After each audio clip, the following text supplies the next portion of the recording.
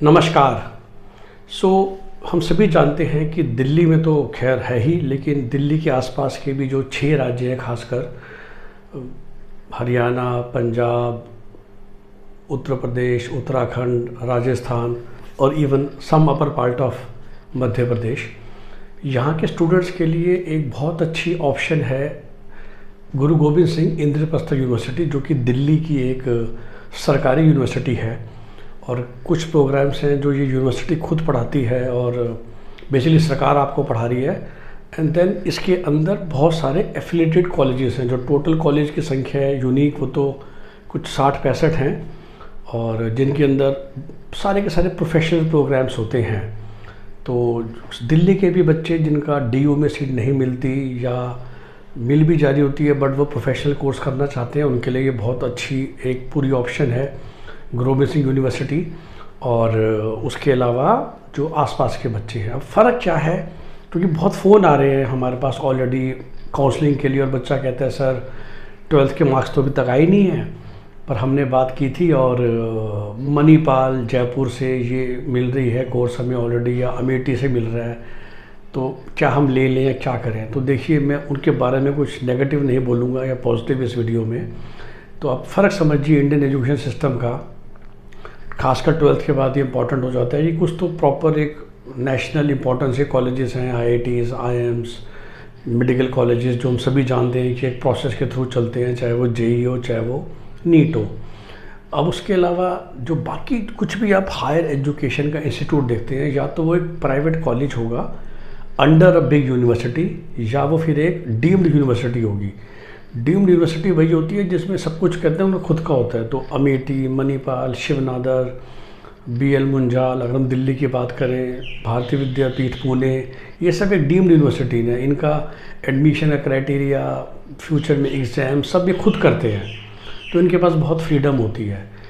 उसके मुकाबले जो कॉलेजेस होते हैं वो अक्सर एक यूनिवर्सिटी के अंदर बंधे होते हैं, तो उनका जो एडमिशन्स होते हैं वो भी उस यूनिवर्सिटी के रूल से गवर्न कर रहे होते हैं।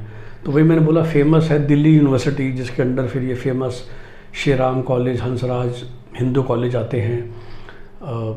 जो मैंने अभी जिक्र करा इंद्रप्रस्थ यूनिवर्सिटी है, जिसके अंडर 60-65 कॉलेजेस आते हैं। चाहे हम BTech की बात करें तो महाराजा अग्रसेन, महाराजा सूरजमल, भगवान परशुराम, भारतीय विद्यापीठ और इस तरह काफ़ी। अब आप यही देखिए, just to give you example जिससे आपको बहुत क्लैरिटी मिलेगी। दिल्ली में पश्चिम विहार में एक इंस्टीट्यूट है भारतीय विद्यापीठ, बहुत फेमस है। अब एक ही कैंपस है, बहुत शानदार अच्छा कैंपस बना हुआ है। उसके अंदर एक इंजीनियरिंग कॉलेज भी चलता है जिसका नाम है भारतीय विद्यापीठ कॉलेज ऑफ इंजीनियरिंग, जो कि दिल्ली की इंद्रप्रस्थ यूनिवर्सिटी के अंडर एफिलिएट होता है। तो उसके जो एडमिशन्स हैं they are govern by Indraprastha university के रूल्स। उसके मुकाबले इसी कैंपस के अंदर BBA प्रोग्राम चल रहा है, MBA प्रोग्राम चल रहा है, जो कि चल दिल्ली में रहा है, लेकिन वो एफिलिएटेड है भारतीय विद्यापीठ यूनिवर्सिटी पूना के साथ।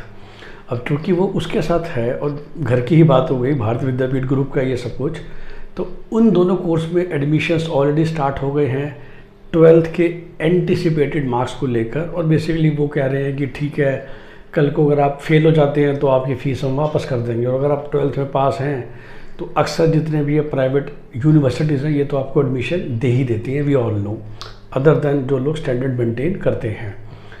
तो ये फ़र्क होता है एडमिशन साइकिल में।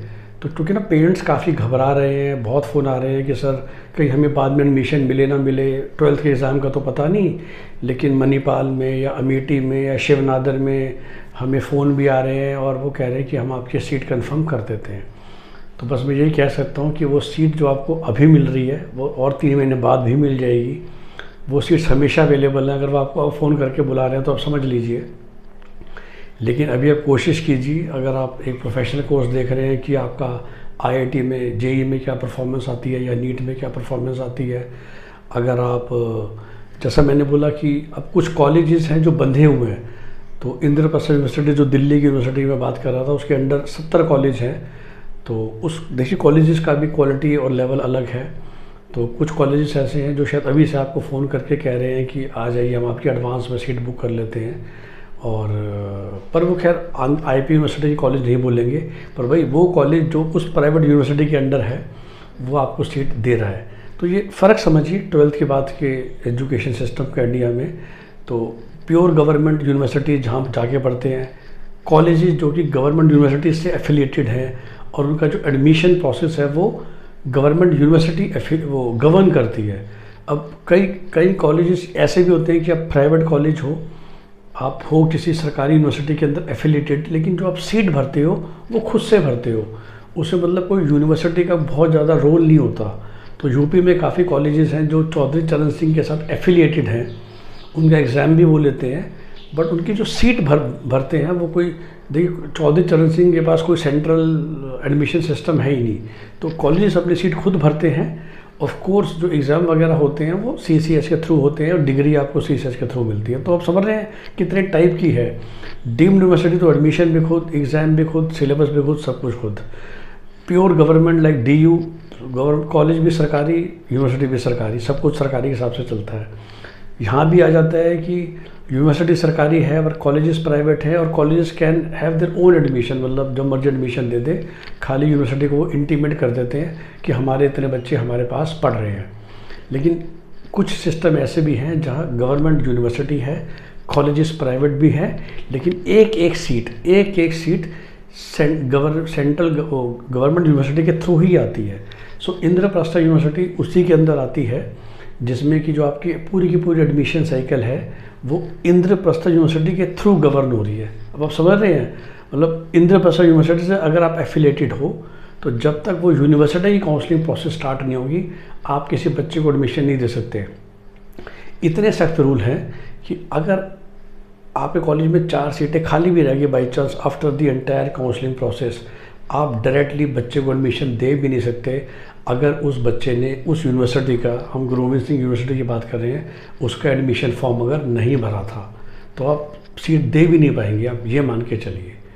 तो इस तरह से फ़र्क होता है दोनों तरह की एडमिशन प्रोसेस का। तो खासकर हम गुरु गोविंद सिंह यूनिवर्सिटी की बात कर रहे हैं तो हैव पेशेंस, और जब भी यूनिवर्सिटी का एडमिशन साइकिल स्टार्ट होगा आपको सीट मिलेगी, आपको सब कुछ मिलेगा, कॉलेजेस मिलेंगे, वो सारे कॉलेज आपके लिए अवेलेबल हैं। सो ज़्यादा ध्यान आपको ये रखना है कि आप जो गुरु गोविंद यूनिवर्सिटी जब भी अपनी प्रोग्राम के लिए स्टार्ट करे तो आपको उसके हिसाब से अपना फॉर्म और अपनी रजिस्ट्रेशन भरना है। धन्यवाद।